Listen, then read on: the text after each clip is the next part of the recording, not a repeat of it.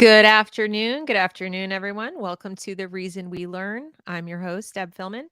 This is the channel where we talk about all things related to education in America, K through 12 primarily, but sometimes higher ed. And if you are not already a subscriber to the channel, please consider subscribing because then you will be notified each time I make a new video related to this content. And you're also helping me get the word out to more people. So today I have a great guest who's going to educate us about some very important issues related to our education system, something very big as far as a topic, and that is SEL. Please do like and share this broadcast so we can get more people seeing it live. That way they can ask questions. And my guest today is Jennifer McWilliams. She is a former reading intervention instructor who was working inside the system when she became very concerned about how education was transforming at her school and across the nation. So she began to research what was being called, social emotional learning, SEL. And during that time, most people weren't familiar with it. They didn't know what it was. They thought it was maybe this great thing that was going to help the kids, but she was very wary about how they were implementing it in the schools. And so she started an organization in 2019 to alert parents to the agenda she saw behind it. And she has spent the last 2 years educating Indiana parents. That's where you're from, right? On the dangers of SEL and how to stop it. And now has built the largest parental rights education group in Indiana. She was fired from her job. And she's going to tell us about that for doing this kind of work and just raising awareness and educating people. So now she is running her own consulting firm, working to educate and activate people across the country. She travels the nation, raising awareness and educating us all about social emotional learning, the agenda behind it, why it is not something benign. It is the primary way that our children are being indoctrinated in K12. So welcome, Jennifer. Thank you so much for being with us today. Thank you for having me, Deb. I'm pretty excited to be here. Well, so are we. We have a lot to learn. So tell us, start off by what did you first notice? Like in the very beginning, what made you first go, huh?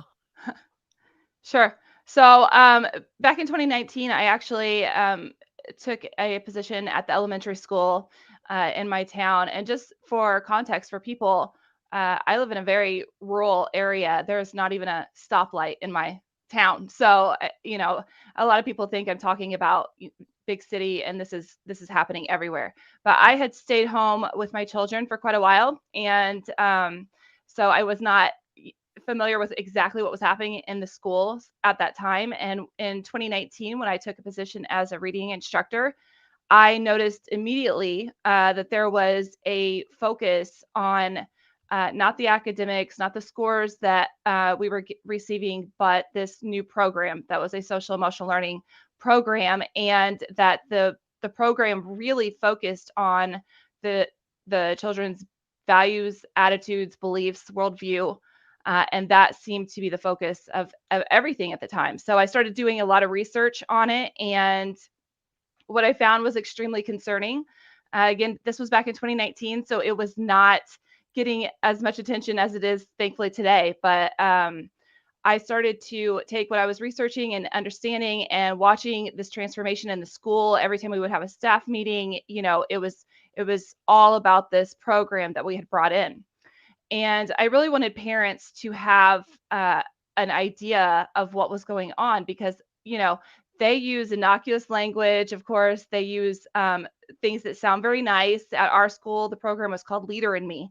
So it was, we're just going to teach your children to be leaders, right? And that sounds nice. Who doesn't want their child to be a leader? So I started actually at the time a Facebook group and started gaining some attention for it. Because at the time, the teachers union movement, if you're familiar with the Red for Ed movement, was coming through our state. So it was getting a ton of attention. And I just wanted people to have the other side of the story because I knew they were getting something that was very skewed and biased that was coming out of the schools. And so when I did that, it started taking off, and that's really how the group started. But in February of 2020, it was in my own time, and I posted a blog post that I didn't write it, but a blog post that I had found about the program at my school. I knew it was very accurate because I was experiencing the program, and I put it on my Facebook page. And that was on a Monday. And on Friday, my administration fired me for doing it. For posting something on your own private time, on your own private Facebook page. Yes. Wow. I want to back up to a couple of things you said that stood out to me. First, you noticed that the new program was coming in and focusing on the kids' values and beliefs and their worldview. This is elementary school, folks. Values, beliefs, and worldview. Where do those typically come from, the elementary age child? They come from their parents, right? Their family. Now, we can have a debate offline all we want about whether, you like the idea that parents are immediately passing those to their children, but they're young children. That's literally the parents' job. The kids are not old enough or cognitively capable of going out and comparing and contrasting all the different options in the world to decide. They live with their families, and that is the prerogative of parents. It's their right. And it's also typically the job of the parents. You don't really think my elementary school will impart all my child's values and worldview to them. So that's the first thing that I want to point out is, to me, that's a direct affront to parental rights because they're inserting themselves in a place that has nothing to do with the actual education. Second thing, as far as, skills-based. Second thing I noticed that you said is, who doesn't want their kids to be leaders? Well, I'm the kid on the side of the road going, the emperor's naked. Okay. So I'm the contrarian who's going to say, I'm not sure I do. In other words, not everybody can. If everyone's a leader, then it's chaos. I mean, you can't all be leaders, right? So the leader in me, it's kind of a weird thing. Like, I can understand personal leadership, like leading your own mind and your conscience and things like that, being a leader for yourself. But I don't think that's what they're talking about. So that's another thing, is don't be drawn into this notion that everyone's child should be a leader in the sense of that word, because it just isn't likely. And it would make the child who isn't inclined to leadership, doesn't want to be a leader, wants not to be a follower necessarily, but wants to do their own thing. Like, there is not leaders and followers. There's this whole middle group of people going, yeah, I'm just kind of doing my thing. And kids should be free to do that, right? Would you agree? Yes, absolutely. And not be pressured to feel or do one way or the other. So those are two things I just wanted to call out, because I think as parents, we sometimes get kind of sucked into the vortex of they know what's best, they're experts. And we don't ask simple questions like, wait, why are they doing that? So anyway, sorry. Right. Thank you. Yeah, no, the entire social emotional learning program is a game of semantics, and it is fooling a lot of people. And like I said, the language that they use, it all sounds nice, but social emotional learning is really the Trojan horse. I tell people that critical race theory, of course, that's getting a ton of attention right now, and that's good, but critical race theory is the ideology. Social emotional learning is the delivery system of it into our schools. Right. Exactly. Yeah. And it's just one of many. That's the other thing. It's one of many. Yeah. So, I'm just switching to my AirPods. I hope this works. Can you still hear me? Yeah. Okay, good. I just want to get it piped into my ears so there's no echo. So now, as far as the tactics, can you describe tactically what SEL looks like? Sure. So social emotional learning, it comes from CASEL, which is the Collaborative for Academic, Social, and Emotional Learning. And there are many social emotional learning programs. And I think that's something that people really need to understand, because my school used, obviously, what was called Leader in Me. Another one that is huge in our country is called Second Step. But I've seen that. but there's many of them, and all of these programs use different language.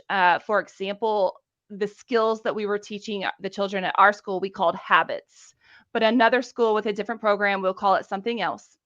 So, but what people need to understand is that CASEL is the one that provides all of these programs with their framework.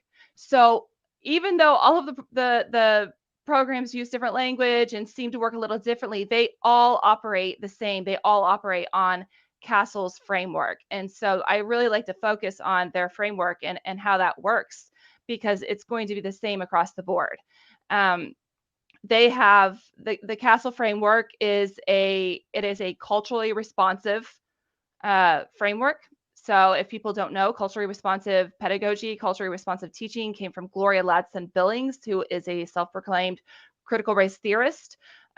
She is very outspoken about it. And her answer to that within the school system for our children is culturally responsive teaching. And that is what the framework from Castle is.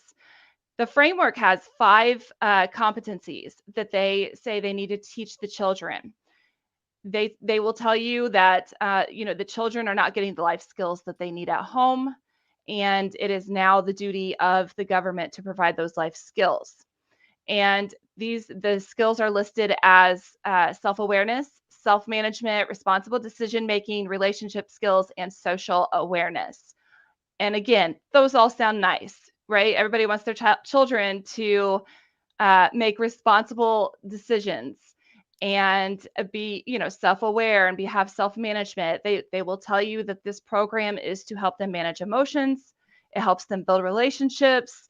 It helps them learn empathy. But because it is a culturally responsive framework, all of those competencies, those skills, come through the lens of equity or a critical race theory viewpoint. So when they're delivered to the children, that is how the framework works when you get down to what it is and how they're providing it to the kids. Now, they don't tell children, of course, we're going to teach you the critical race theory, right? But they're influencing them. Social emotional learning is the psychological manipulation of our children, of this generation of children, to believe the theory. Right. So, for example, they would take very young children, and I know they want to work this into preschool as well, not just kindergarten, and start talking about things like empathy, and immediately go to something like, for example, a person who looks different from you has different life experiences, and you need to be, you need to understand this and this. And there are a lot of like assumptions made and a lot of projection going on onto the children, like how they should view other people who are different from them, how they should view themselves. Like, you are this, your identity is this, and therefore that carries with it these obligations, that carries with it these impediments or these liabilities. And you who have privilege, right? If we're talking about power and privilege, you have to be empathetic towards those who don't, and give way, step back, step aside, include them in your friendships, be okay when they don't include you in their friendships. So there's like a whole new set of rules. Oh, and PS, it's constantly shifting. It doesn't stay static. And so whereas the child might have come to school, for lack of a better word, colorblind, or, just at least like not really thinking anything about these things one way or the other, or only thinking whatever they might have learned at home, which they obviously are presuming is the worst. They're presuming like KKK levels of racism, apparently. They might have walked in being like, my best friend is my best friend, and hadn't even noticed. Like, I mean, I noticed they looked different for me, but I didn't think it made any difference, right? It was just, she's just a person. And they're now going to be instructed that they're not just a person. They're this, and this kind of person. And that means that this child needs to act this way. And then when they form friendships, they need to have these. And it's, my big question for you is, how have they justified the need to do this? Like you mentioned earlier, they're saying the kids aren't getting this at home, and people are just believing them. So in other words, like if somebody said that to me, I would be like, speak for yourself.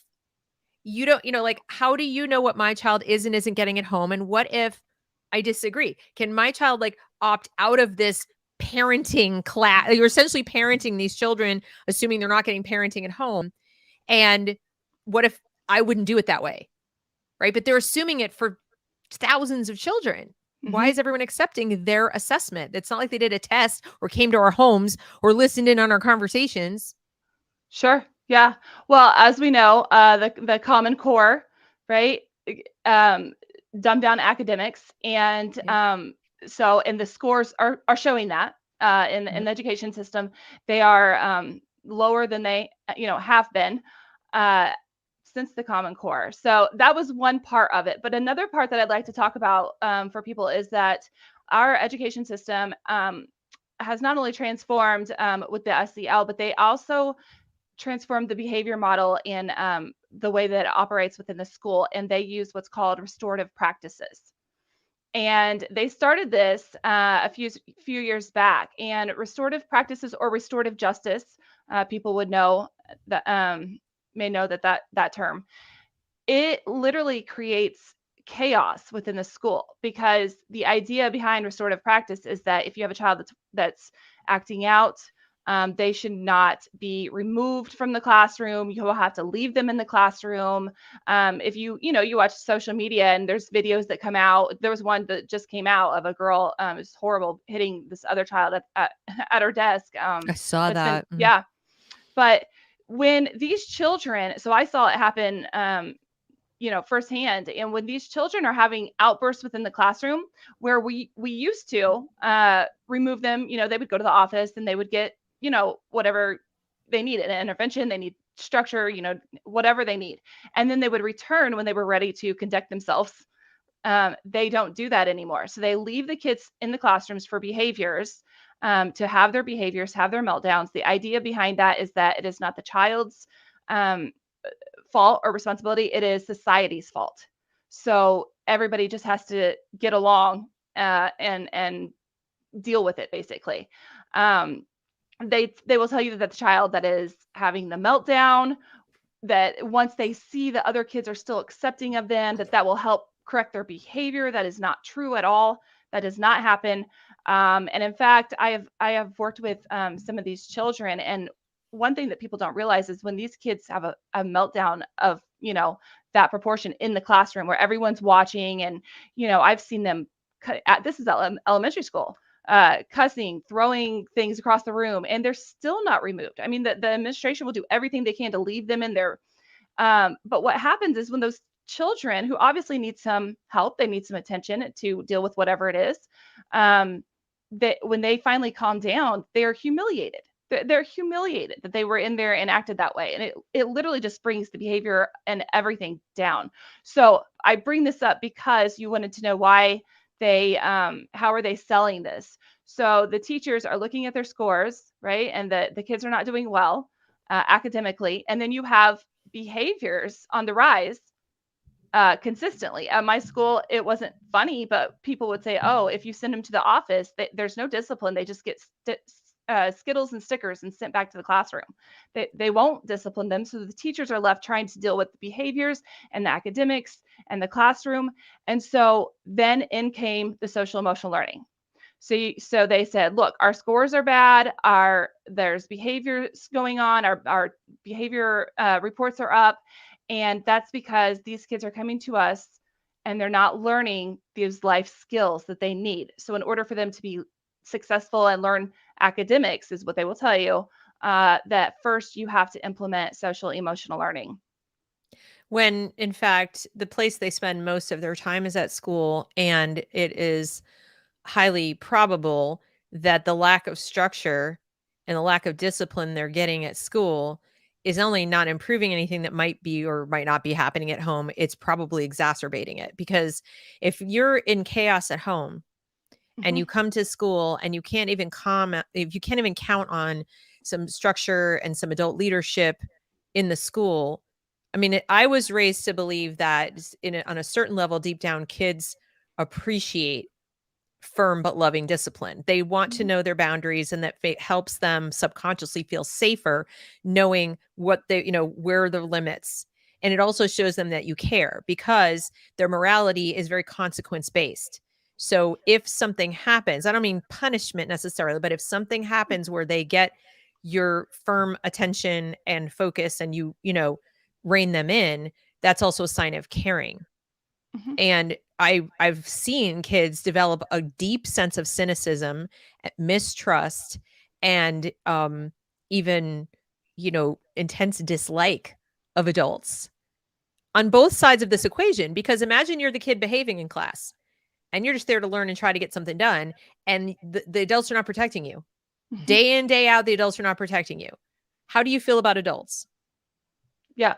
No, that's true. That's exactly what they're doing. And so if you're a child that is not having the behaviors, but then you have a child that is behaving, badly, that needs dealt with, literally the behavior of the entire classroom goes down, because, why wouldn't this child, you can't even hear over the child that's screaming in the corner, so why wouldn't you just talk to your neighbor while you're waiting this out? Of course. And it's just it's just it goes down constantly in their the way that it works in the classroom. But the kids that uh need the structure and need to be and have the outbursts, have the behaviors that happen, I completely agree. If they're coming from homes and they're learning that, or they're acting out because of that, those kids need the structure. They need to know where their limits are. Where are they going to learn it? But at school, they're like, well, that's just society's fault, basically. And so they let them act it out. It almost seems tailor-made to leverage the dysfunction and get Mhm. more of it. Yes, I say that they, created the created the chaos, and now here they come with the solution, which is the Well, social just emotional like learning. right, and just like, you notice the trend is it's never the school's fault.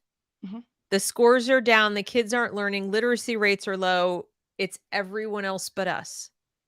It's never them.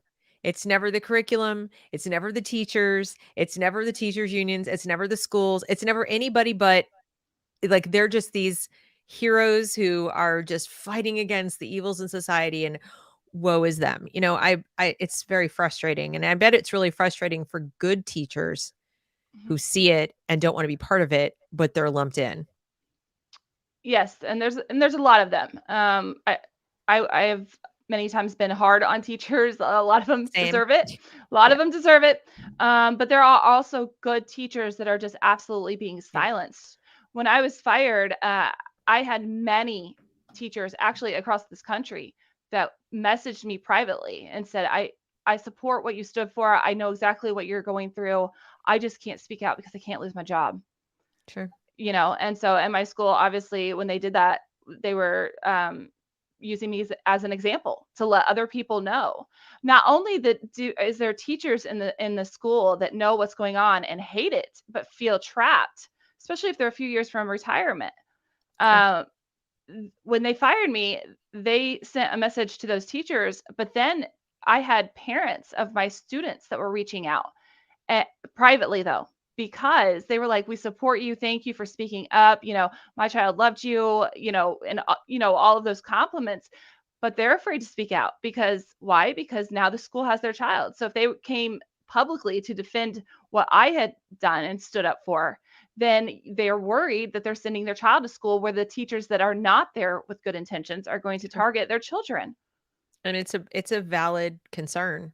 Hmm. So they're all you remember we've already got a program in place teaching kids through an equity lens, teaching them that they're, oppressors or whatever. And it really doesn't matter even what race you are or what you look like, because we already know that even when parents of minority students speak out, they're lumped in to the same category. They don't it's not like they say, "Well, oh, that's interesting that you feel that way because your child is the target of this program we're trying to help your child." They say like, "Oh, well, you're a pawn of these people or you're just racist too." So, Hmm. even the supposed targets of these programs are supposed to help are lumped in and stuck in the category. And they make it very clear that bad things will happen if you speak out. Yeah. Yes. And the schools are, getting uh talking points to, fight off the criticism that they're getting. They are told what to do with when parents come with their concerns. The school boards across the country are shutting down, comments and doing all kinds of things to silence people that don't agree with them. Right. And what did you discover was the agenda? What is the purpose of this? You mentioned it's like a Trojan horse for getting them to believe like the critical theories, Mhm. but it's my observation that they're spending so much time on this claiming they can't teach the material until the kids are ready for it and they have to have the social emotional readiness for the academic learning. And yet I'm seeing very, very little happening in the way of academic learning. It's almost like even English class and English lessons, science lessons, social studies, everything is through this SEL framework, through this equity lens, even the English classes. And I'm not seeing any work like Right. to learn the stuff that they're supposed to learn. It's all about this stuff. Yeah, social emotional learning has taken precedence over academics, and ultimately, the purpose of social emotional learning, and through the research that I have done, you will see constantly where they talk about uh, dismantling the inequitable systems. And as I said earlier, social emotional learning psychologically manipulates these children to believe that ideology, to believe the critical race theory way of thinking, that all, our country is systemically racist, systemically oppressive. And so every time I read in the social emotional learning documents and research that I have done, that they want to teach these children to create new social norms and to dismantle the inequitable systems. What they're talking about is literally they're going to have children come out of these schools and believe what they want them to believe and dismantle the inequitable systems, and they believe that all of our systems are inequitable. These children they are going to get out of school. They won't have to have their rights taken away. They will give them away because they will believe it is the right thing to do. They will take down everything that America stands for. Yeah, and we're already seeing some signs of it. I think it was a couple weeks ago. There were students at Georgetown Law School who were demanding, a space to cry, and they were complaining that nobody was giving them free food, and they felt like, in order for things to be, truly equitable, they, just like they shouldn't have grades. It was like, I mean, there were just all of these demands, and also employers are seeing it. They're seeing younger employees who are coming out of college, and they seem credentialed, like on paper they've got these credentials, and they show up at the company, and they, when they don't know how to do something, they're blaming the employer, they're blaming society, they're already geared up to say, it's not my fault, it's not my problem, and if you fire me, I'm going to sue you. Mm-hmm. So that will change, especially if they go into the law. If you've got students in law school who are told that the entire system of the law that they're going into is inequitable, Mm-hmm. well, how would you expect them to practice law?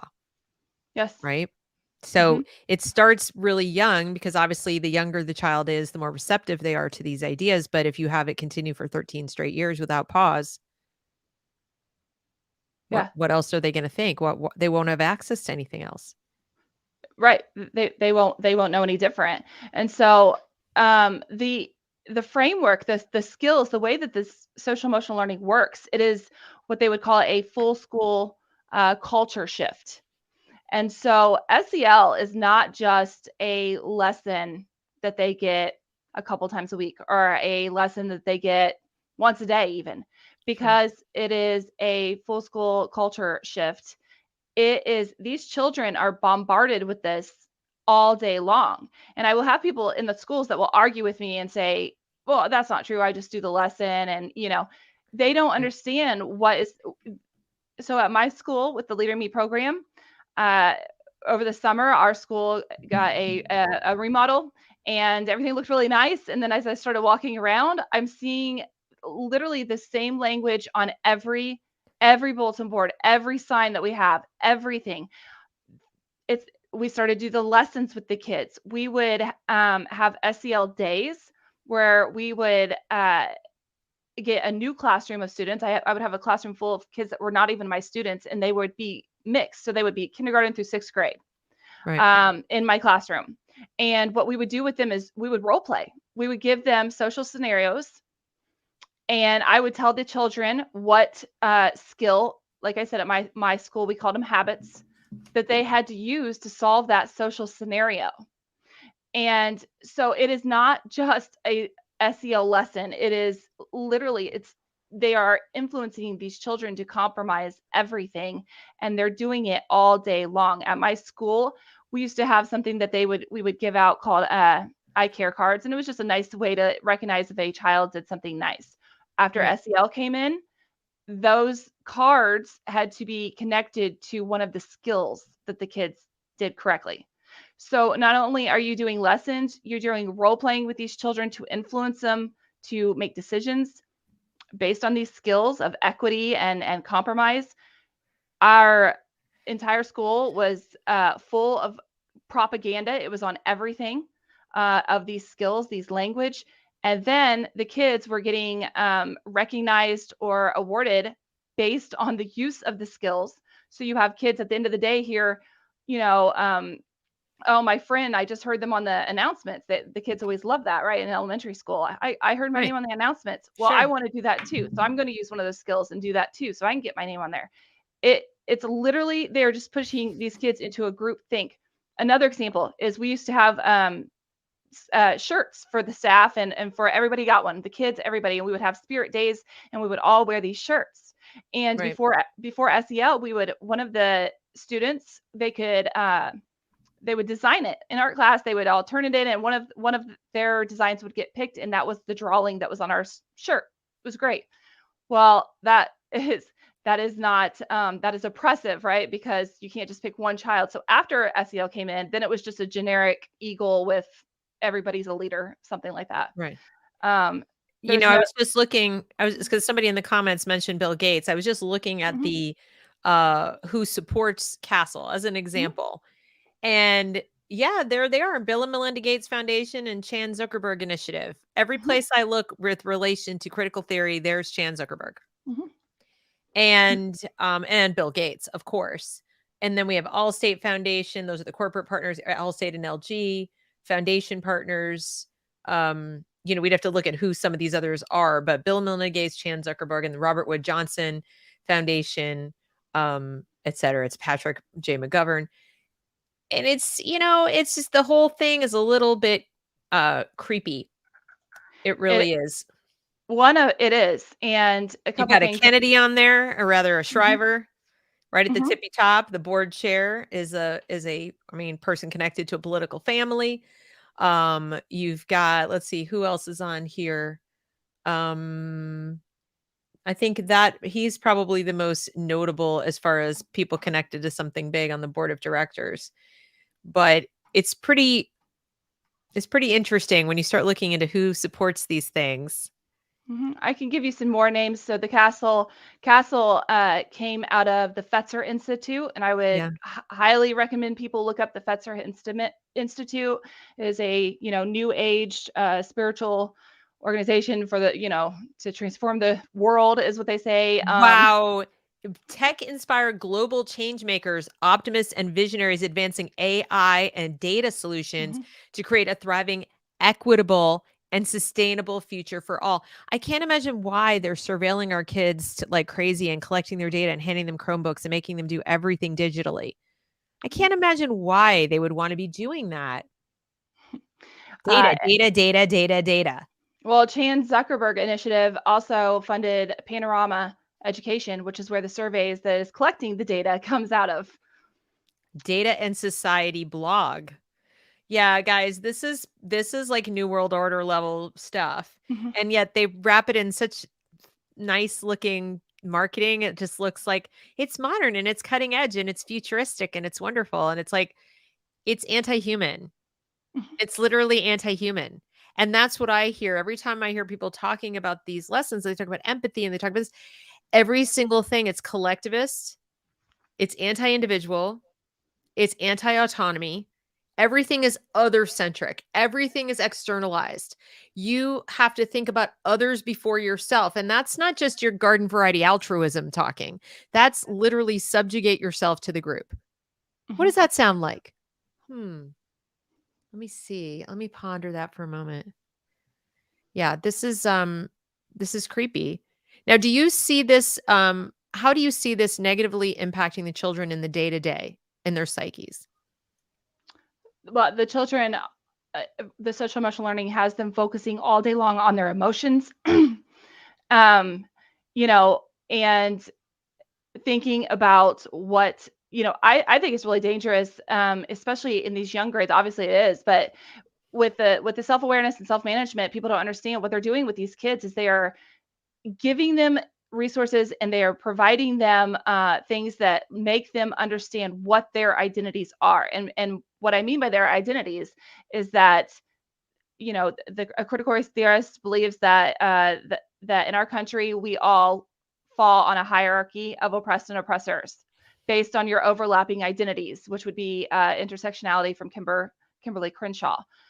So that includes race, gender, sexual orientation, education, all of those things. But based on those, you fall somewhere on a hierarchy of oppressed and oppressors. And what they're doing to these children is they are getting them to understand and figure out where they lie on that.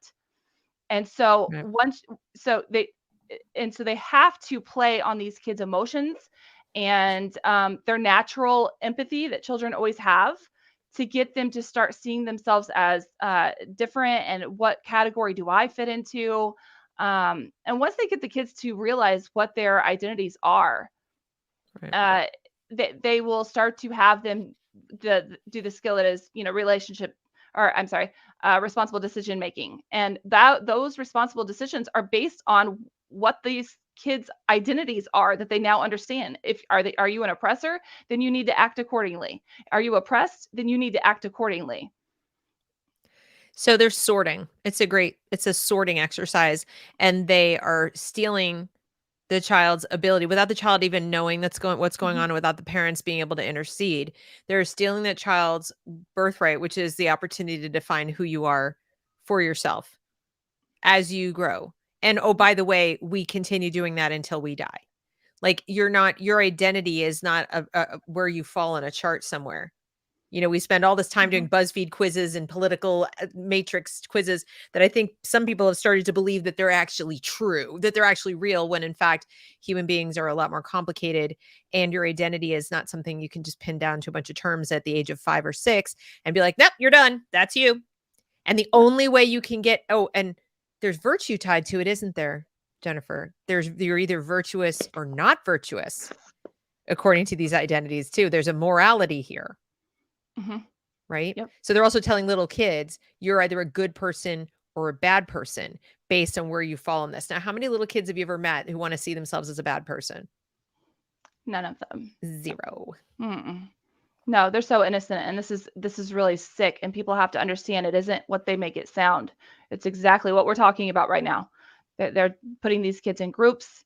They're influencing them to act on those groups, and it's extremely dangerous.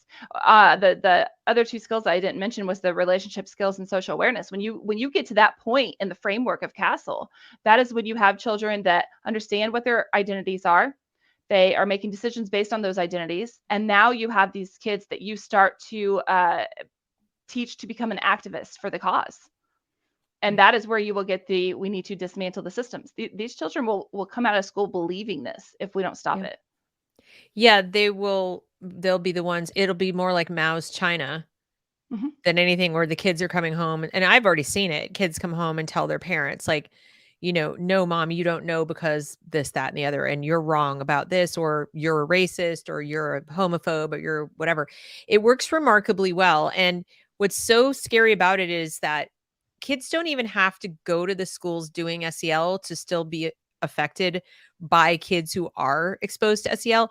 All your kids have to do is be on social media anywhere, or have friends who are going to these schools, or, go to the same church as kids. They just have to be interacting with other children, because the first group of people that these children will hold accountable to these standards are other children. Obviously, they test out what they do, and they teach them very early on to be assertive. I saw a kindergarten lesson from the one that, what's it called? The one you mentioned. Second step. Second step. Yeah. There's an assertiveness lesson they're teaching to 6-year-olds. And so there are kids going home. I know a mom who's 6-year-old is coming home and being extremely assertive with her mom, and not in an appropriate way. And so, this kind of thing will happen, of course, directly with children. And so you could be you could have a homeschooled kid, but if they know other kids and they start thinking, well, this is the norm, this is the new social norm that they're picking up on, because it's coming in from all the majority of kids. And then they come home to your house, or you're trying really hard to, teach your kid your values, whatever. And let's just use like the pronoun example. And they say, oh, I want to have my friend from dance class over, and his pronouns are, or like it, and it's a person born female, but they're using him, him, they pronouns or whatever. And then if the parent's like, okay, well, I'm going to use the child's name. And then the parent and the child are in a fight. because the child is telling the parent, you're a transphobe, you're this, you're a bad person, mom, because this is the new norm and this is the way it is, whatever. That's how insidious it is. So whatever you believe or whatever you think, you can't even pass that to your children. You can't. And some people say, well, why would you want to? And it's like, well, what if I don't agree? What if I don't agree? I should now not be true to myself as an adult. I'm not suggesting anyone be mean or nasty or have a child over to your house and start lecturing the kid about their dysphoria. I'm saying if a kid came to my house and I kept referring to the child by their name and just choosing not to use incorrect pronouns, like I'm now at odds with my child because I won't use pronouns. That is a very real scenario that is happening to people now virtually every day somewhere. And a lot of that is through the gender ideology that's being accepted readily because of SEL. If you just went up to the average kid and say, well, you might not be a boy or girl, it might not sell as well as let's have the SEL lesson. And then we teach you the gender ideology. Right? Now you feel like in order to be a good person, in order to make friends, in order to get my little name read on the PA system, I have to accept this. You have to. Yep. Compromise. Everything is what I say. I can give you an example as you're talking. So at my school, one of the habits was seek first to understand before you are understood. So I want people to really understand how this comes in and influences, especially these very young children.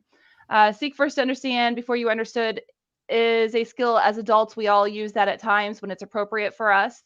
But they are teaching these little children that if you want to be successful, you apply that all the time. And so that was one of the things that we would do is I would give them some kind of social scenario. And then I would say, okay, now I want you to solve this problem by seeking first to understand before you are understood. And the children would have to brainstorm and come up with ways to seek first to understand before you're understood. And in the same year, in 2019, while I was watching this happening and growing very concerned, my school transitioned their restrooms and locker rooms to be inclusive. And so in a real life scenario, outside of when we're role playing with them, right? At the time, my daughter was in first grade at that school. And if she needed to go to the restroom and there was a male teacher in there using the restroom and she didn't feel comfortable, the idea would be for her to seek first to understand before you are understood. No. And that, I'm going to go with no. Right? So, but people have to understand when you hear seek first to understand, you think, right? Oh, they're just teaching kids to get along. They're teaching kids to share their Legos. And that is not what this is. Throughout the entire research and everything that I've done on social emotional learning from Castle, and they consistently talk about these new social norms that they are pushing. And it is all of this progressive way of life. There, if we are very charitable and assume benign intent, we still have to understand and accept that the people behind this are rejecting, and I mean with both hands, the reality of developmental stages. They are rejecting that children are not miniaturized adults. Children are brand new little humans who are very concrete thinkers, especially in elementary grades. Their morality is consequence-based. It is developmentally appropriate for them to listen to their parents, and because their parents are, literally survival. Without their parents, without the family that takes care of them, feeds them, houses them, whatever, they would die. Okay, if we're dealing with like out in nature. And so it is developmentally 100% appropriate for them to have certain fears, certain anxieties, certain boundaries, certain resistance to accepting certain things on face value. That's what keeps them safe. That's what keeps them from running in the middle of the road. That's what keeps them from talking to strangers. I mean, we have to even teach them to not just seek to understand the stranger. No, you don't do that. That's how we keep them safe. And I tell the story on this channel. Some of you are probably going to, this is like the third or fourth time you've heard it, but I'm going to tell it to Jennifer, because Jennifer, you tell me if this is something that was part of SEL, because I didn't even connect the dots before. My 10-year-old daughter was told that she was not allowed to exclude a boy from her friend group who was following her around and being almost like her second pair of underwear. The kid was like not leaving her alone, and she didn't she was just like kind of trying to get away from him. He went running and crying to the counselor, the school counselor, who brought my daughter in with him in the office at the same time, did not notify me, and told her that it was wrong of her to exclude him and that she was making him feel bad. And that, she said, can't you find it in your heart to include him in your friend group? We are all friends in this school. We don't have exclusive friendships. Yeah. And in this world of Me Too, and you teach people boundaries and it's okay to say no, my 10-year-old daughter was told explicitly it's not okay to say no to somebody who's little kid stalking you. I mean, like following her everywhere, making her intensely uncomfortable. And is that the kind of thing that they're doing? Yes. With the SEL? That would go with SEL. That would go also with the restorative practices, even though it's right, because they don't want to correct that child. Yep. And so with Castle, what you're describing is where they would say, well, she's, it's relationship skills, it's social awareness. You have to be aware, you have to include. That's absolutely what that is. Right. And that to me is the opposite of teaching life skills. Mm-hmm. And as I said, they're rejecting the reality that real life, like not everyone's going to like you. Not everyone's going to understand you or want to understand you or have the time to understand you. And you have to be able to survive anyway. Like you have to be okay with that. And you cannot coerce people into understanding and listening to you and hearing your perspective, whatever. You have to be able to be okay, even if everyone around you is going to reject you. Mm-hmm. That's a life skill. Like that's what resilience and resourcefulness is about. And it seems like we're teaching our kids to be incredibly fragile.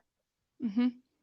And they use words like, resilience, and they apply different meanings to all of this, all of these things.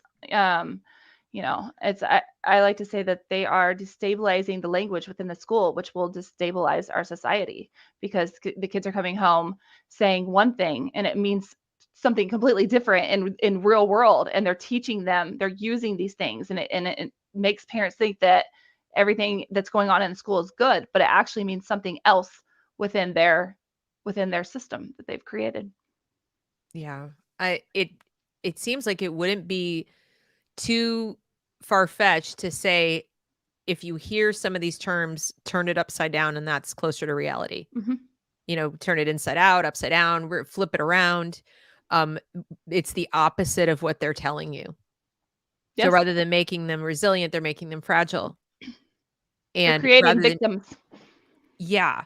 So let's talk about that. Let's talk about the victim consciousness piece of SEL. What are some of the ways, well, you've talked about some of them with the intersectionality, but are there other ways that SEL explicitly encourages victim consciousness? So one area that we haven't mentioned, I think it's really important, especially this week is National School Counseling Week. Just for any, it is. So, wonderful. From the American School Counseling Association. So I call them ASCA. One way that they are increasing the amount of victims is because social emotional learning is a trauma-informed practice. So when they brought social emotional learning into the schools, that placed all children in an SEL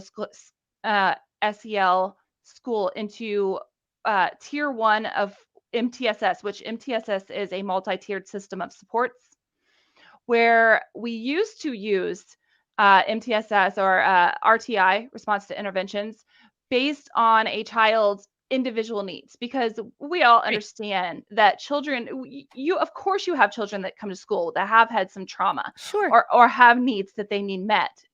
Right. But when they brought in SEL, they put all of the children, they deemed them all traumatized.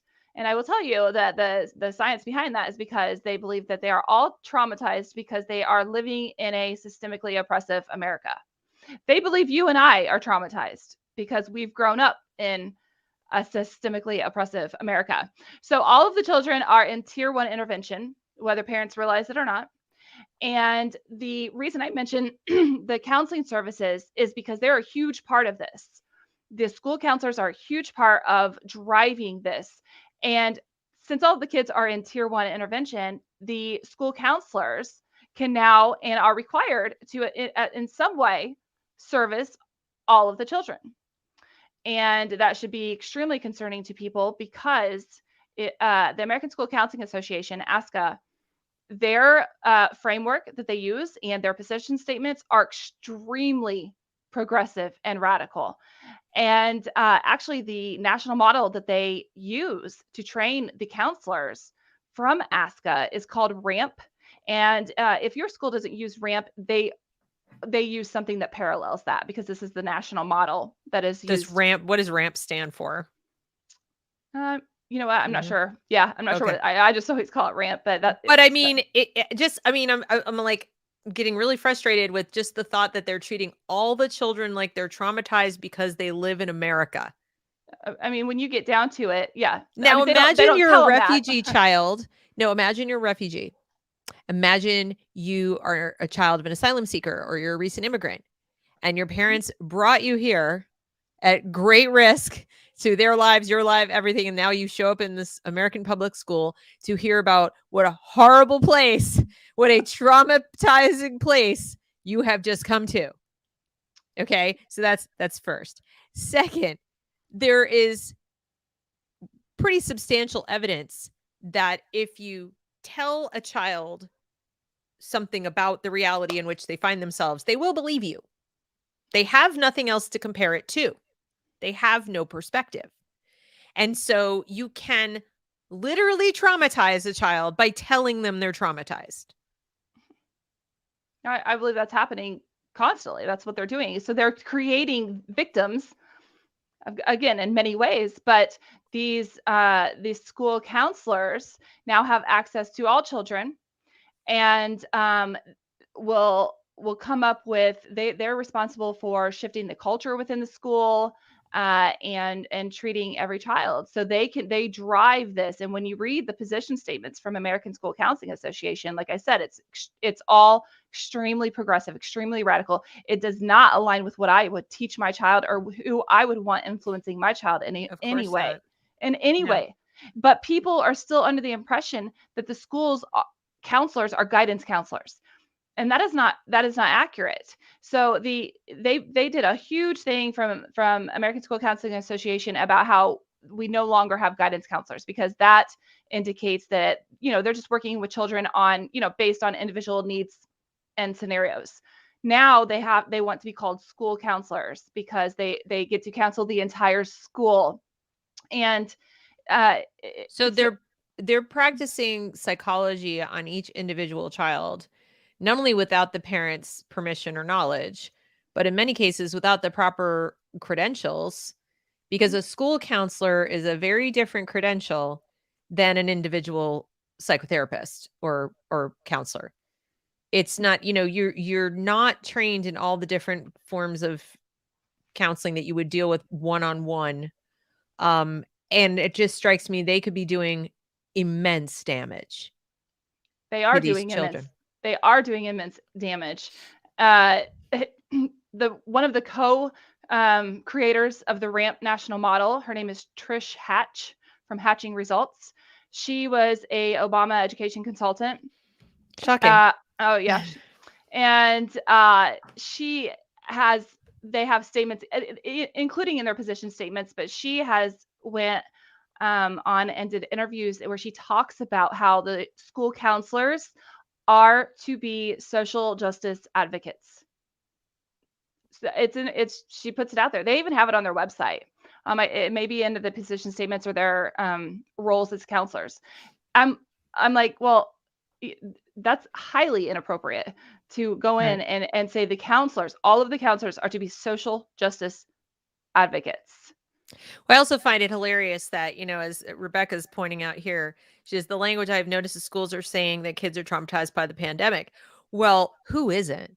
Right. I mean, like, I bet the teachers who are so hypochondriacal that they're like, the kids are going to kill me and my whole family if they don't wear masks and have 17 booster shots. I mean, I'm not really trusting that the teachers are not a little bit traumatized by it too. So that seems almost axiomatic. We've all been through 2 years of hell. Okay, next point. But what's funny to me is these are the same teachers and teachers unions who said when they shut the schools down and kept colluding with the CDC to keep them closed, kids are resilient. It's not traumatizing them. They're fine. They don't mind the mask. It's okay. There's no such thing as learning loss. Now they reopen the doors and it's like, we must spend billions of dollars on SEL because everyone is so traumatized and there's so much learning loss. And if we don't deal with the trauma, they'll never catch back up. It's like, wait, you mean the learning loss and the trauma you said wouldn't happen? That learning loss and trauma? And like I said, I'm willing to believe we've all been a little bit traumatized, but I don't send my kids to school to deal with that. In fact, I want normalcy. The antidote, and I think most parents would probably agree with me, the antidote to that extremely abnormal 2 years is to get back to something like it was as quickly as possible. Not to come in with the kids and go, oh, everybody, you've been so traumatized. Mm-hmm. Let's sit and wallow in our feelings for hours on end every day and like explore them constantly. That's just not healthy. No. And they set the day off with a lot of schools will do through SEL what's called community circles, or they will have different names for it. Okay. But so don't get just stuck on that. I don't want people to think if theirs isn't called that they're not doing it. But they will have the children come in. And so for the first 20 minutes of the school day, have them sit around and just talk about their issues, their emotions that they're feeling. I mean, they literally set the day off like this.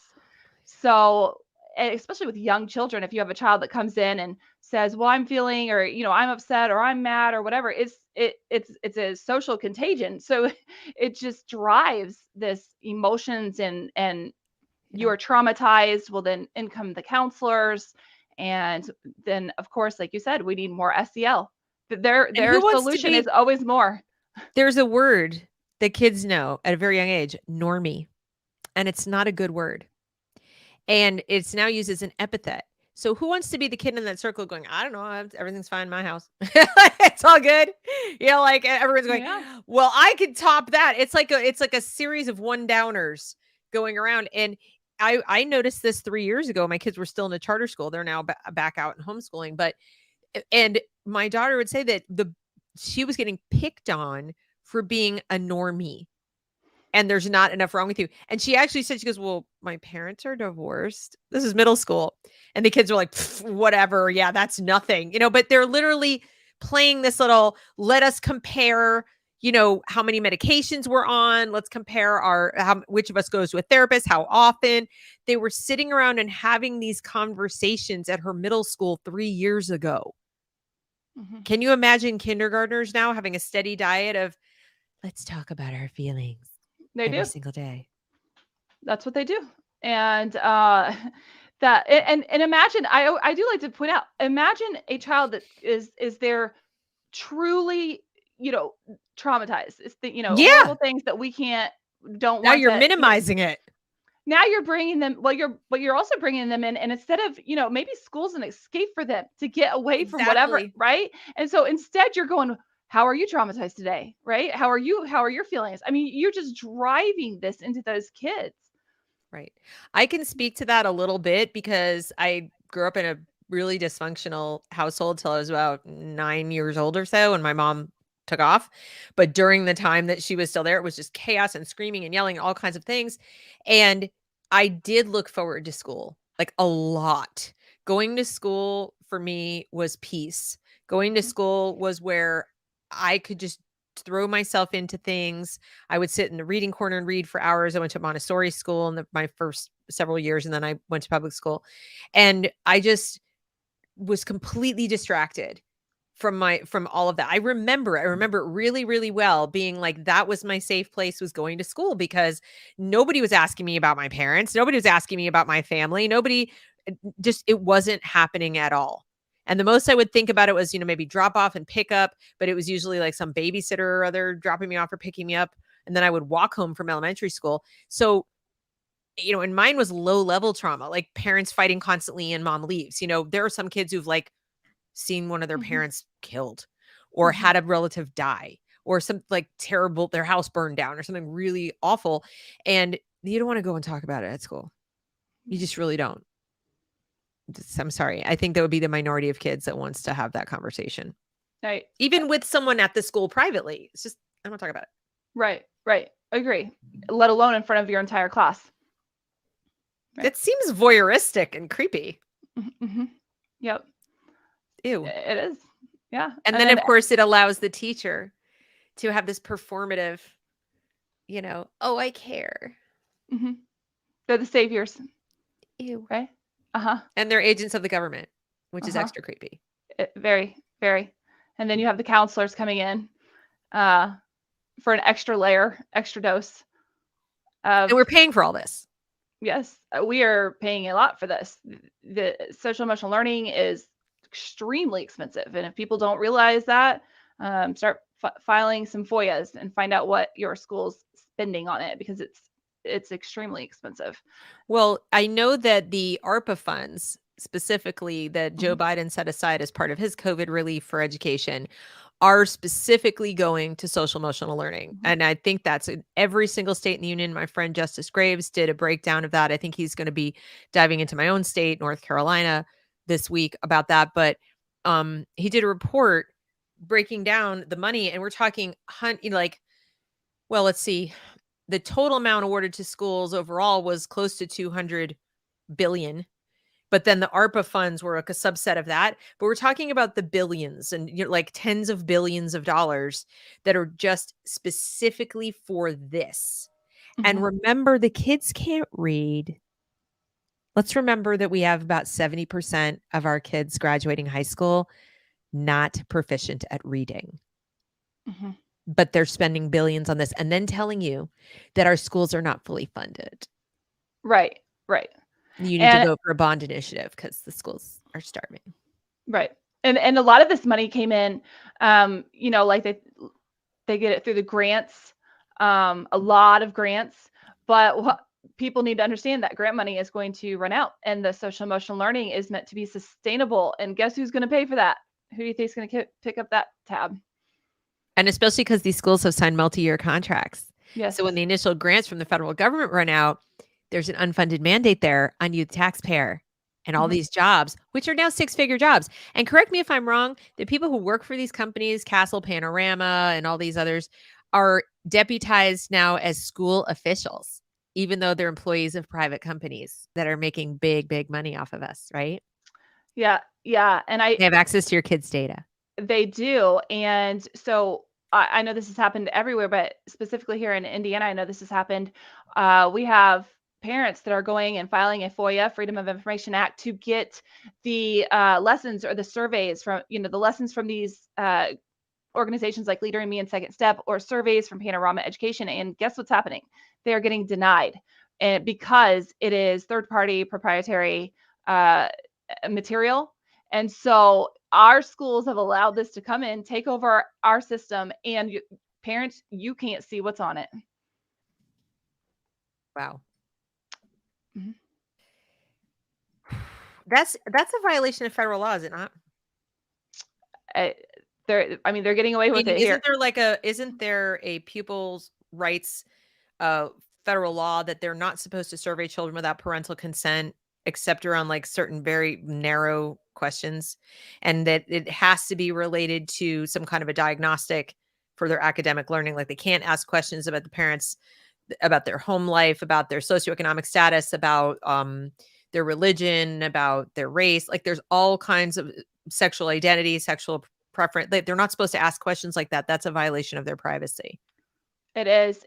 But these surveys, there's kind of a gray area that they stay within to get this information out.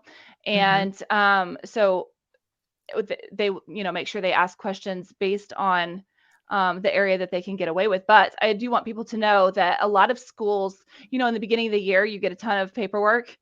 A lot of schools will put in there about that your child would be surveyed. Parents miss it, sign the papers, they've got their consent. So it's not like, a field trip where you have to, they make sure they get those permission slips for a field trip, right? You've got to have the signature. You've got to make sure the parents know that week. But on this side of it, the surveys, so it's like silence is consent. We told you about it, but it's buried somewhere.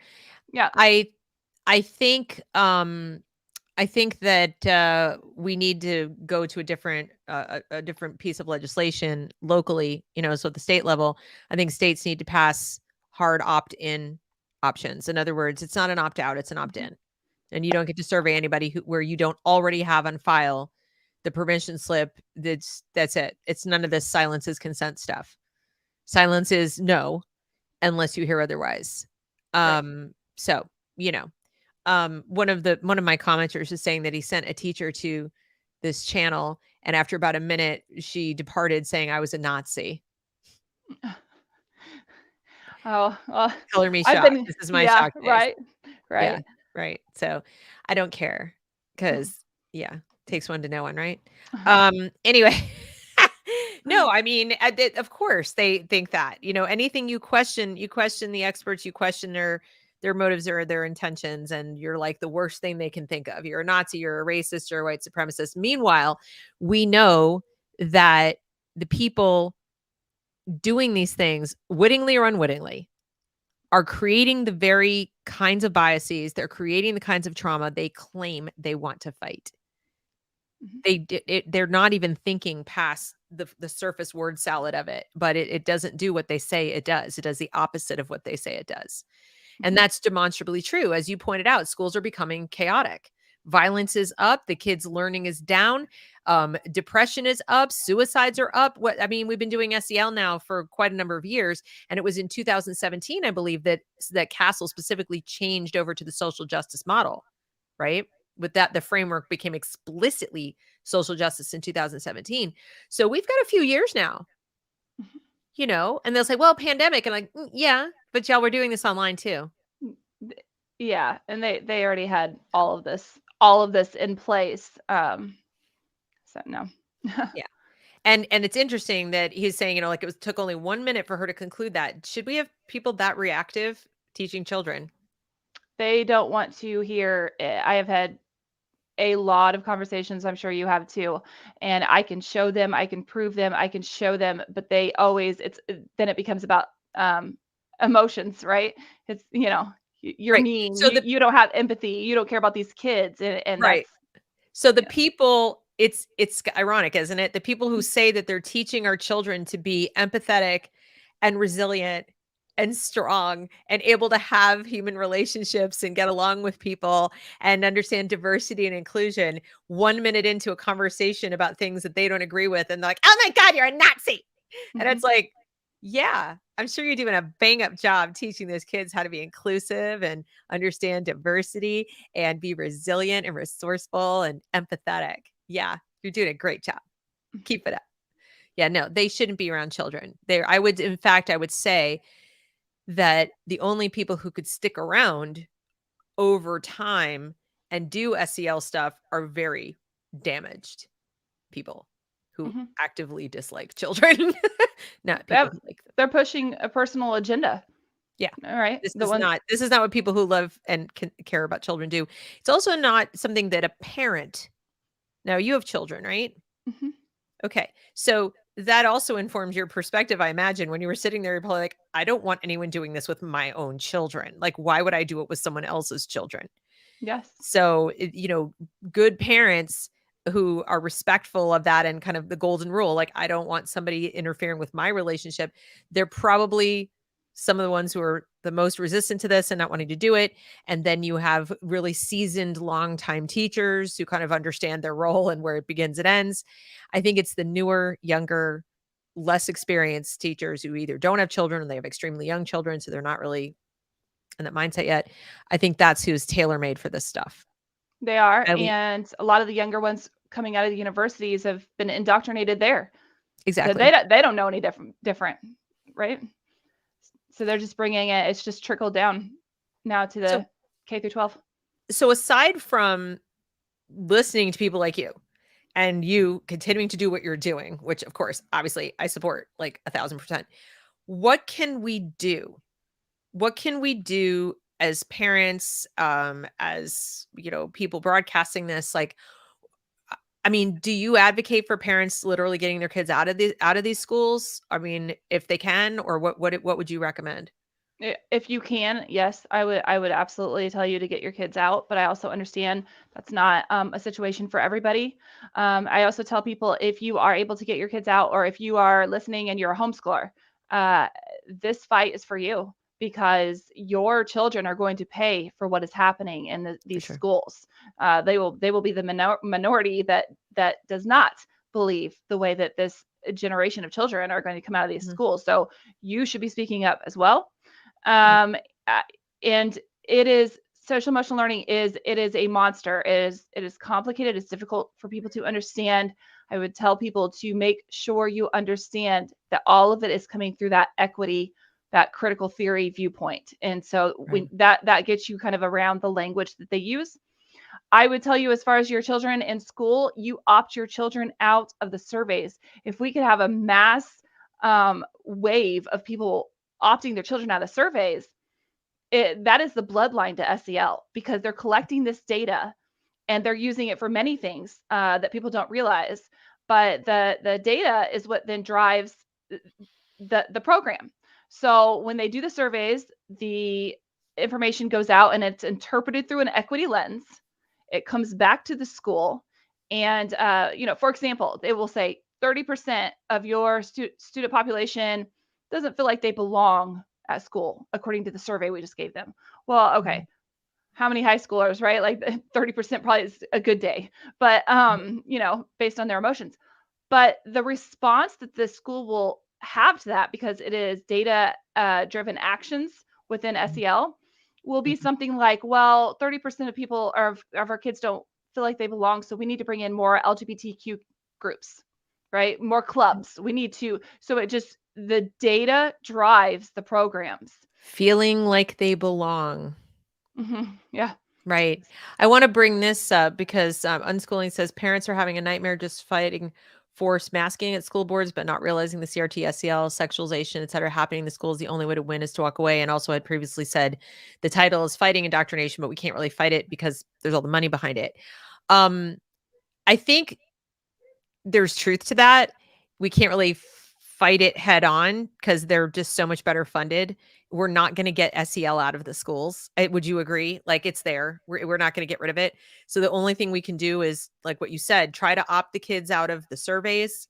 Try to, if your kids are older, like inoculate them, talk to them at home, prepare them. I hate to think we have to do that, but if you cannot get your kid out for some reason or other, um, I mean, what else can you do? Like, you can't it seems like you can't literally fight it. We can't get them to stop. So what do we do? Besides opting out, and if you can't leave.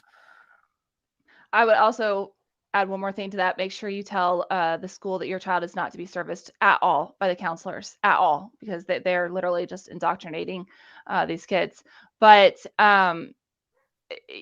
we have, so I understand why people would say SEL isn't going to get out of schools, but Yeah. still have to believe, that this country, if they understand it the way they need to, Right. can get to, we have to keep trying, because Well, yeah, it's like the morality dictates. My kids are homeschooled now, but people are like, "Your kids aren't even using the school. Why are you doing this?" I'm like, mm, "I live here. yeah. Not only in this country, but on planet Earth. This isn't going to be good if this continues." So, and my kids need to grow up and have friends and, have relationships. And if the majority of kids are in situations like this, as you pointed out, they're not just going to be minority thinkers. They're going to possibly be othered to a dangerous degree. So, of course, I have a stake in this. I'm also a taxpayer. I'm paying for it. So, we all have a stake in this. You could be a grandparent. You could have never had children. It doesn't matter. We all have a stake in this because they are literally attempting to change the culture of the country and dismantle it.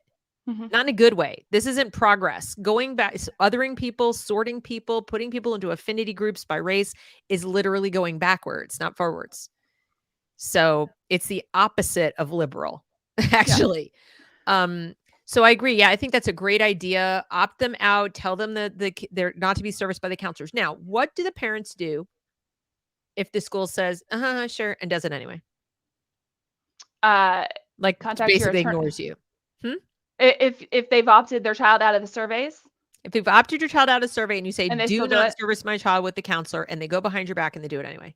I would say you have a lawsuit. Get an attorney. We have to fight this on multiple levels, and lawsuits. I mean, there should be lawsuits everywhere right now, honestly, based on this program. This program is a violation of our First Amendment. It undermines parents. So if you have, keep track of it, right? So if you opt out and you send that, make sure you have a trail. Do it through email. Make sure you get a response back. And I would say absolutely contact an attorney. I would also say that if people have to gather and get behind and take back the school boards. The school boards are so radical. And if you have members on the school board, you can get rid of social emotional learning. At this point, I think there's it depends though, because a lot of states mandate it from the top down, from the Board of Ed. And so your local school board has literally no power to do it. The most they could do is try to stop with the funding. But if the funding's coming from the federal government, they don't have a choice. And in my state, and I know in a lot of other states, like the Board of Ed makes a decision to take that money and pay for the contracts. And then the teachers are just told, this is part of our standard. These are in order to be in line with the state standards, you have no choice but to do it. And in fact, they're adding it to your credentialing process. So in order to become a teacher in the state, you have to go for PD in training to learn how to do this stuff. And if you don't, you won't get your certification, or you won't keep your certification current. So they're holding people's licenses hostage to do it. So taking back school boards, I think, is important if you're talking about who your superintendent is in terms of things like bathroom policy, mask policy, hiring of teachers. So like try to get more teachers who are, like at least diverse in their thinking, at least not going to implement this stuff in the worst possible way it could be implemented, right? But they may have to do the SEL because it's state mandated, and they'll get in really big trouble. No, well, so let me clarify a little bit on that. What I should say is you can get rid of the SEL programs from Castle. So before SEL from Castle came in, we had codes. The schools have to meet the social and emotional needs of children. So again, it's part of that kind of semantics of language, right? So they took something that the schools will have code, they will have mandates to meet those needs, but it doesn't mean you have to meet those needs with a program from Castle. That is where they hijacked the language, like progressives always do, and it became this. But we met the social emotional needs of children before this. And so I guess, to clarify, I would say, just because there's a code that says they have to meet those needs does not necessarily mean. I think there's 3 states in our country. That's where the superintendent, principals, and who you hire for teachers could make a difference. But as we know, the teachers, their teachers unions and everything, they push back on these. I'm not trying to be a negative Nelly. I'm just trying to be realistic for parents that it's a great idea to take the school boards because I mean, you just want to have diversity of thought in these school boards, because anything that is in their purview, you should want it to not be one party, or one idea set, right? But I just don't want to send people down like the primrose path thinking that school boards choose curriculum. School boards are the ones that contract exclusively with Castle and so on, because generally speaking, it's done higher up. And like I said, in my state, they teach the teachers.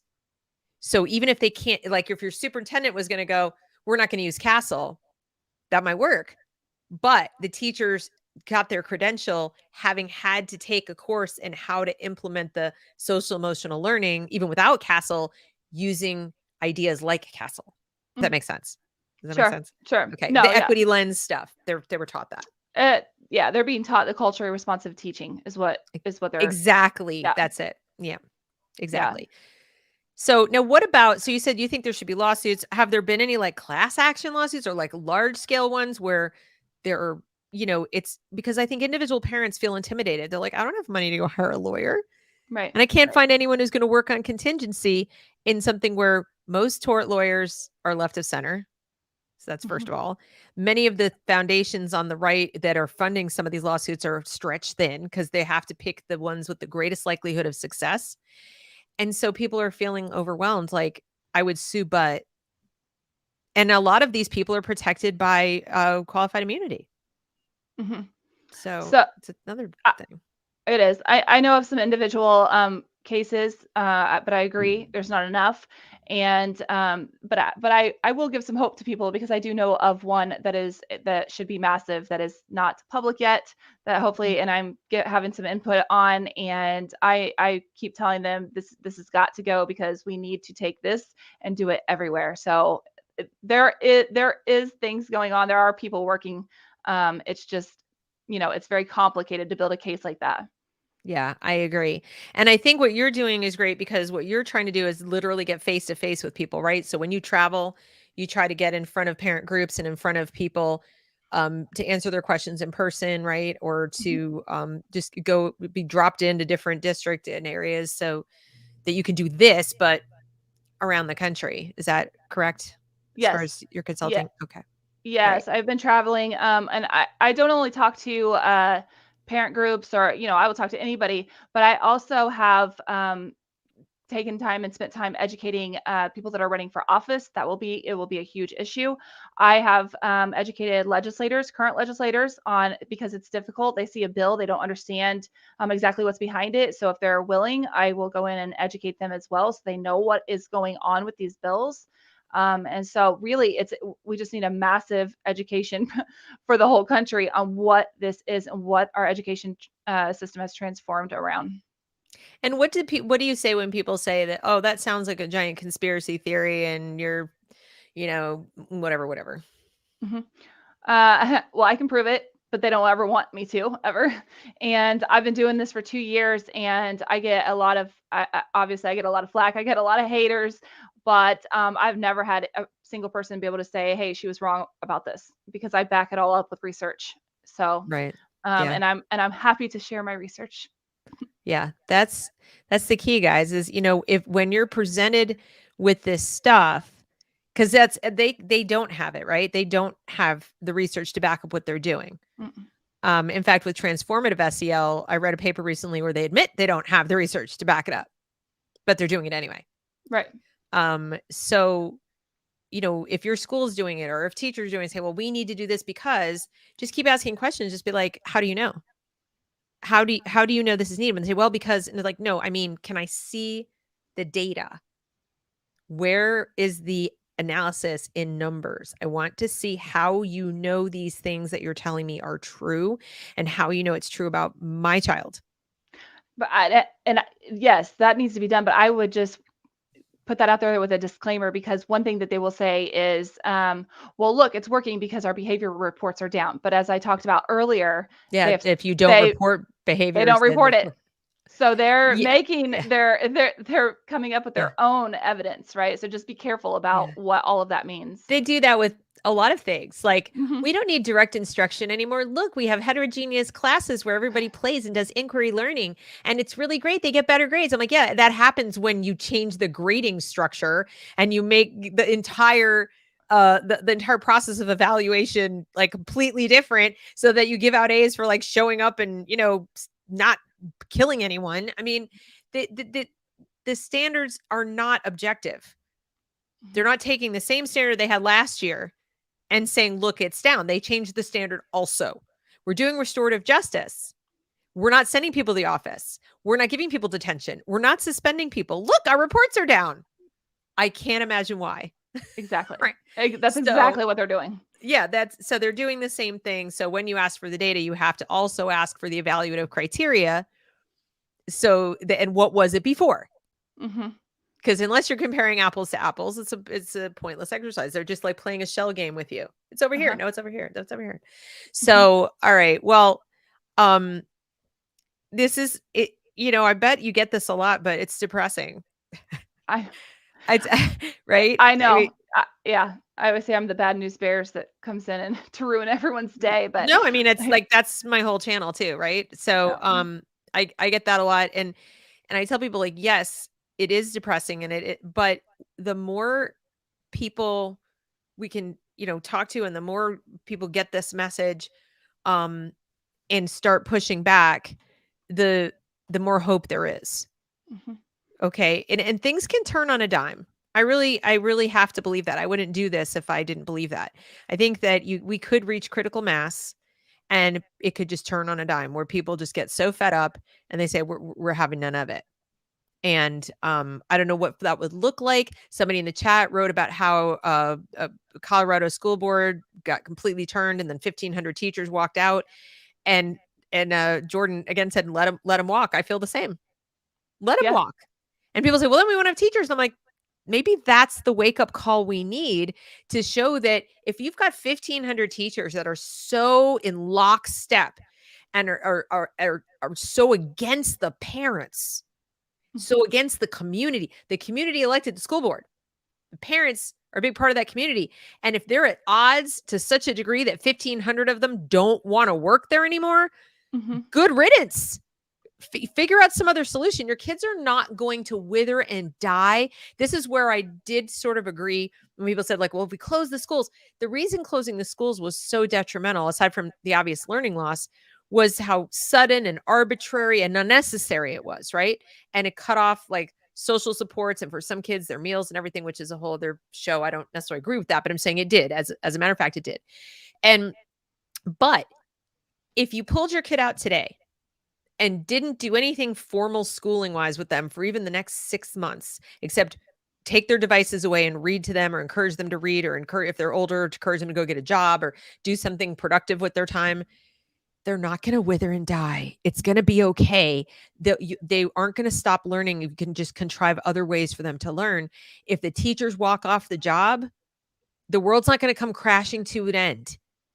Right? It's just not. Whereas if you bring if you appease those teachers and you beg them to come back and you do things their way, when they've obviously demonstrated that they are more attached to their specific way of brainwashing your kids than to their jobs, I think the consequence of that is devastating long term.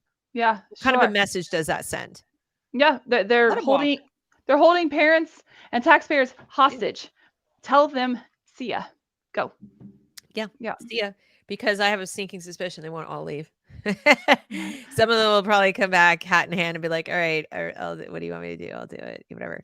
You also have a certain percentage of teachers that just lie. Yes. So they say they'll do one thing and they do another in the classroom. So you do also have to be vigilant, even if you opt out. Now, what do you say to parents and or people? Sorry, this is like my last question. I've kept you too long already. But what do you say to people who maybe don't have kids in the system now? They did maybe a while ago, or they don't have kids at all. And they say things like, how did parents not know this was going on? I mean, if they were really involved, if they really cared about their kids, they would know about this already. I mean, I don't get how parents didn't know about this. And they get very indignant. And they do it as their argument that parents are making it up, or it's a big conspiracy theory. Because like, if this were really happening, you would have known. What do you say to them? I would tell them that it's very complicated and that it has taken some time, obviously, to get out. And it's exactly what is happening. And it is the reason that the social emotional learning uses the language that it does, and it confuses people with the way that they word everything. So, but it's out now, and we can prove it. Yeah, and if people are lying to you, I mean, so I just wanted to hear you say it, because you've been on the inside and you've done all this deep research, and you can attest to the fact that it's even then it's hard to get. Like, it's hard to get to the meat of this stuff. You have to really put effort into it. So the parent who's just trying to go about their business and go to work and they have to take people's word for it. Yes. Yeah. And let me just add, social emotional learning is a system, right? It is a system that takes over the school. And so the framework has rings on the outside. It worked, and it went from the inside out. So it went from classrooms to school to communities, or I'm sorry, to families to communities. And the reason people are seeing it right now, and they're like, well, how did you miss it back, a couple of years ago, is because it was really contained within the school and it wasn't so obvious. But at this point, we have moved to the outer rings of that castle framework, which is families and communities. And is fully saturated at our education system. And so now people are seeing it. It's just that people didn't see it because it was really contained within the school, as this, like I said, it's a system. It takes time to transform an entire system. So that's just, and for parents people. And they don't do lesson planning. That's the other thing, is everybody assumes that your kid is coming home day one of school with like a syllabus and that everything is visible to the parents, and you see what books they're going to read, and you see what lessons they're going to do and what topics they're going to cover. No, everything's either on a Chromebook that you may not even have a login to, or it's delivered in the moment as a survey, like log into here, here's the login. They write it on the board and the kids log in and they go there only then, only to that survey, only that day. It's not even going to be on the Chromebook when they come home. So the whole thing is contained within the school and it never leaves the school. So this idea that your kids are bringing home this little folder full of stuff and you just are oblivious and didn't look at it is a lie. That's not how it works anymore. Right. Right. And then, they might have a paragraph on their newsletter. Hey parents, we have a new program. We're going to teach the kids to manage their emotions and life skills and build relationships. It just sounds nice. People didn't recognize it. Right. And when they say things like life skills, a lot of parents are like, yeah, that sounds great. And they project all kinds of, like, you can teach you how to balance a checkbook, or you can teach them how to like cook and clean. No, Not those. Not those life skills. Mm-mm. All right. Well, I can't thank you enough for sharing your wisdom with us today. And I've put in the description box below how people can find you. They can follow you on Twitter at Jen McW there. And your website is jennifermcwilliamsconsulting.com. Is that correct? That's correct. So you guys, I mean, if you want to bring her to your district or bring her to your parent group or whatever, you can actually, go on there and try to bring her places. She will travel. Right? I don't want to like sell your services indirectly. No, I have been traveling and I will travel. So please, contact me. Yeah, because sometimes that's what you have to do is get in front of people. If they won't go on YouTube and they won't read websites and they need to talk to the person, she'll do it.